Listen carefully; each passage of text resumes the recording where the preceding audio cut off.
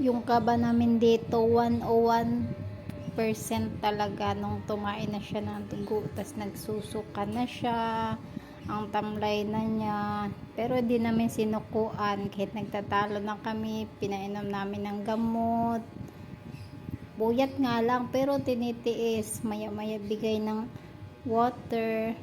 Tingin mo, tabi na nga sila matulog, oh. Dahil sila natutulog dalawa. Tapos pinakain namin si Relax. Ginawa namin yung mga suggestion ng iba. Alaga namin patros, oh. Nag-recover na siya sa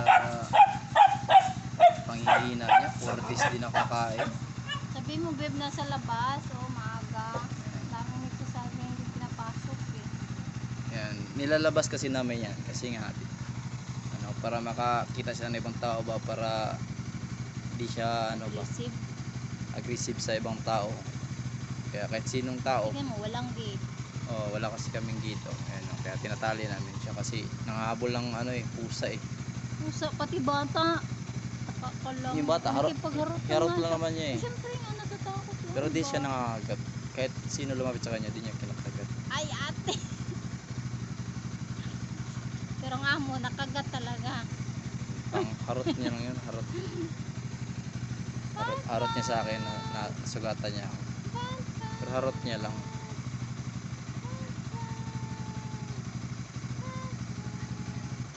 Pumayat siya eh.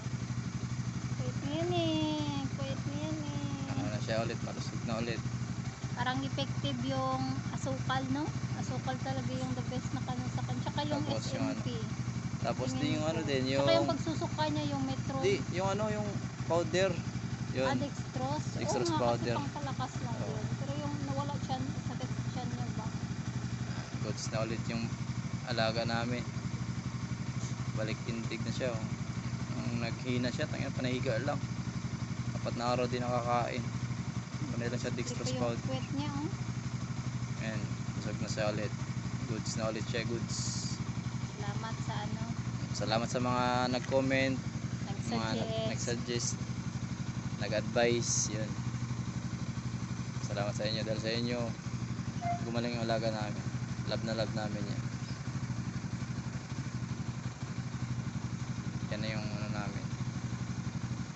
Kasi di pa kami binayaan ng anak, kaya din mo na yung bibi namin. Dog lover. #dog lover.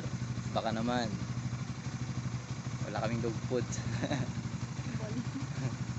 Yan, kasi ito naman yung alaga ko naman, pang araw-araw na biyahe.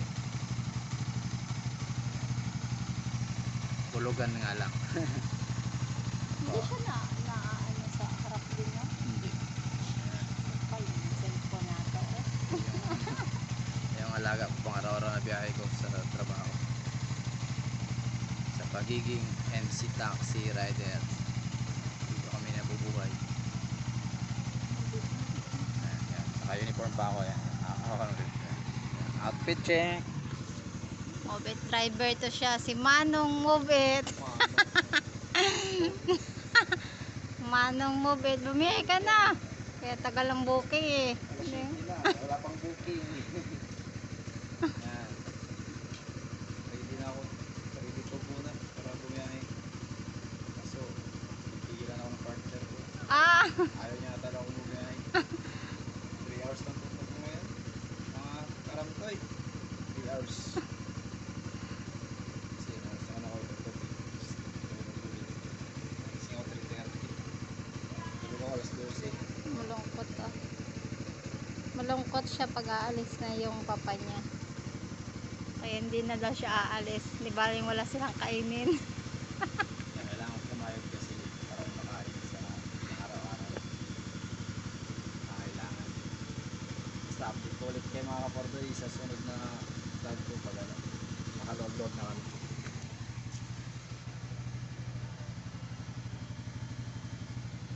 Bahay namin, walang laman.